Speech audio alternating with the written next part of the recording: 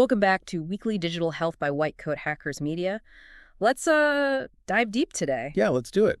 We've got a bunch of news, company updates, trying to really make sense of what's happening in digital health right now. Exactly. Cut through some of that noise, find the key takeaways, and see how tech is, actually changing things on the ground. So where should we start? Maybe with the regulators. That's always interesting. Good idea. The FDA, they've actually rolled out their own generative AI tool. They're calling it Elsa. Elsa, right. And this is purely for their own staff, yeah, like reviewers, investigators. Precisely. It's meant to help them internally with, reading, writing, summarizing all those internal documents they deal with, making them more efficient. And the security aspect here is pretty key, isn't it? Yeah. They're emphasizing that it runs in a high security cloud. Right. And crucially, it doesn't train on the data submitted by companies. So like drug applications, device data that's kept separate, protects sensitive info. Which is, absolutely essential. So it's not just a fancy new tool. They're actually using it for, speeding things up. That seems to be the goal. Expediting clinical protocol reviews, faster scientific evaluations, even identifying high-priority inspections. So things like summarizing adverse events or comparing drug labels quicker, that kind of thing. Yeah, exactly. Imagine if AI can shave significant time off those internal FDA processes. That could be huge. Definitely something to watch. Okay, so from regulators using tech internally, let's pivot to like a totally different use case.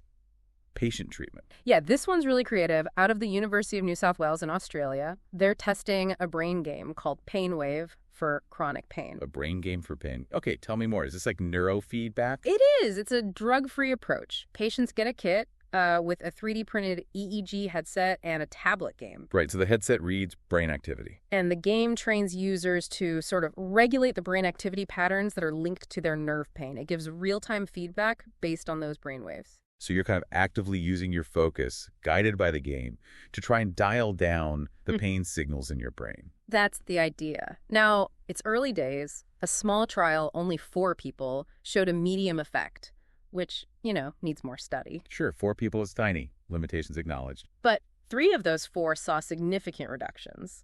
So it's encouraging enough that they're launching a much bigger trial, like 224 patients. Could be a really interesting at-home option down the line. Wow, yeah. A non-drug option like that would be a game changer for many.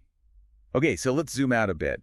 Business strategy, market moves, what's happening there? Well, we're seeing different plays. Hims & Hers is going big on international expansion. Yes, they just acquired Zava, the European telemedicine platform. Right, that gets them into the UK, Germany, France, Ireland, pretty much overnight. Zava already had, over 1.3 million customers? Yeah, a big user base. And Hims & Hers focuses on those specific areas: weight management, dermatology, sexual health, mental health. And they're integrating things, aren't they? Like that partnership with Novo Nordisk for Wegovy Access. Right, in a bundle with care starting around $600 a month. Plus, they bought Tribe Labs earlier for at-home testing.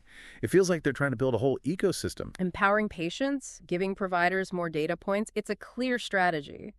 But then you also see success with a much tighter focus. Like Salvo Health, focusing just on GI conditions. Exactly. Digital care specifically for things like IBD and IBS. They just raised another $4 million in seed funding. And the reason that's interesting is their growth, right? Didn't it see a huge jump in patients? An 800% rise in patient volume? That's pretty staggering. Wow.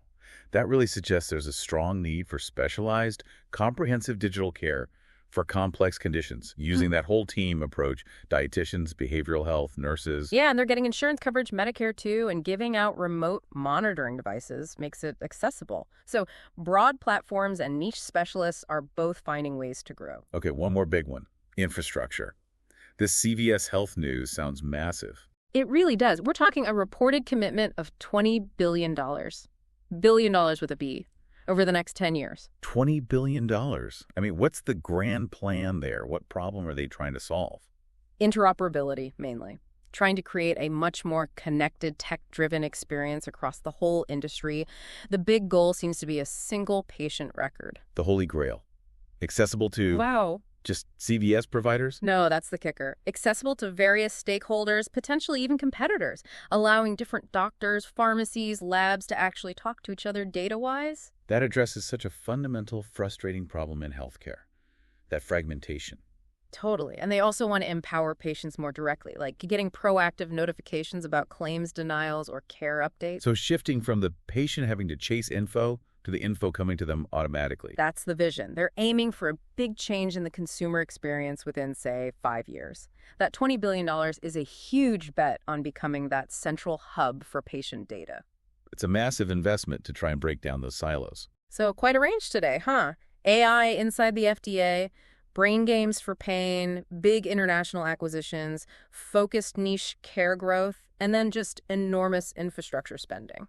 Yeah, it really highlights how diverse digital health innovation is. Yeah. It's hitting healthcare from, well, pretty much every angle. Rapid pace, too. Absolutely. So thinking about all this, the investment, the different kinds of tech, how quickly do you, listening out there, think these changes will really filter down and impact your own personal healthcare? Is there one area you're watching most closely? It's a lot to think about. It is. Well, that's our deep dive for this week on Weekly Digital Health. Thanks so much for tuning in. Yeah, thanks for listening. And hey, if you found this interesting, please do consider subscribing to the White Coat Hackers channel on YouTube for more content like this. We'd really appreciate it. See you next time.